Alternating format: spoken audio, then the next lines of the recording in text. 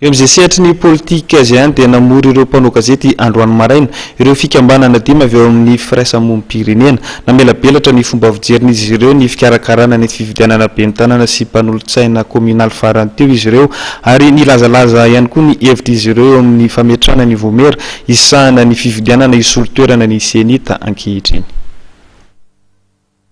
Ireo fikambanana avy amin'ny fiarahamonim-pirenena ahitana ny CFAFI, ny GEN, ny CDE, ny Liberté 32 ary ny KMF Knoe no niarana mpiara-peo androany eo amin'ny fikarakarana ny fifidianana nataony iraika amin'ny 3 Jolay farany teo sy ny fametrahana ny vomera maloatena misahana ny fifidianana vaovao. Notsindrin'ireto vondrony fiarahamonim-pirenena izay mandinika ihany koa ny fiainam-pirenena fa nisy ireo tsy fahatombanana maromaro nandritra ny fifidianana ben'ny tanàna sy mpanolotsay-paritra farany teo. Tokony mieritreritra zany hoe ahoana zany ny sina CNI tena maloatena matapakatra ary koa indrindrandrindra zany hoe mila mafisina zany mifahefany io CNI io afahany zany hoe manana natsona amin'ny teny frantsay miaratsiny hoe pouvoir coercitif fa raky zany le izy andefona zany le izy de fiara-miasa koa amin'ny androm-panjakana na titika na tsy titika tsy maintsy misy fiara-miasa amin'ny ministère de l'intérieur indrindrandrindra zany amin'ny administration territoriale ao koa zany tokony apetraka mazava tsara le fiara-miasa zay mba hitombona tsara satria misy frustration koa zany ty ampiasa-panjakana mako indrindrandrindra hitantsika zany au niveau am'fokotany satria miainga avy any amin'ny fokotany ane liste électorale zany hoe tokony ampidirina tsara zany araka le tenenina atao hoe tokony le fokotany le statut le fokotany mihitsy mako manahirana androany satria fokotany zany démembrement administratif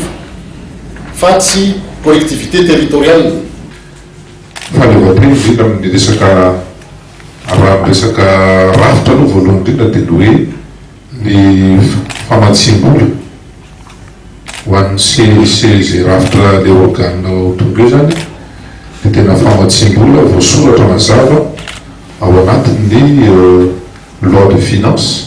ary tsy miankina amin'ny ministère ny finance intsony fa tena misoratra amin'ny lay organe indépendant zany. Ny faharoa dia ny fanamafisana ny fahaiza-manao sy ny mahamatianina io le hoe professionnalisation an'ilay rafitra mihitsy atranty amin'ny national ka hatrany amin'ny fototra. Dia eo zany misy ny membre izay fidina ao anatin'ilay commission izay voalaza avy amin'ny fiarahamonim-pirenena amin'ny ankapobeny. Dia misy koa nefa ilay organe technique izay misy aty amin'ny tampony izy zany hoe aty national fa hatrany amin'ny structure de membrement n'ilay organe. Manoloan'ireo ary dia mitaky fanavaozana maromaro sy fanajana fepetra ny fametrahana ny vomera vaovao isahana ny fifidianana, ny fahaleovan-tena sy ny fanajana ny lalàna ary ny fandraisana anjaran'ny maro anisa no anisan'ireo tepika takin'izy ireo. Tsaratsara koa amin'izao fotoana izao ny vomera manokana mahaleo-tena no mikarakara fifidianana mba ho anandanja koa le fifidianana tsisy ny ariantsy avanana amintsika malagasy. Mariana fa ao anaty dingana fakakevitra kehitriny ireo tompona ndraiky mpanjakana eo amin'ny famolavolana ny lalàna vaovao ifeny vomera isahana ny fifidianana. Ny solombavam-bahoaka ihany koa dia efa nametraka tolo-dalàna momba ity vomera ity.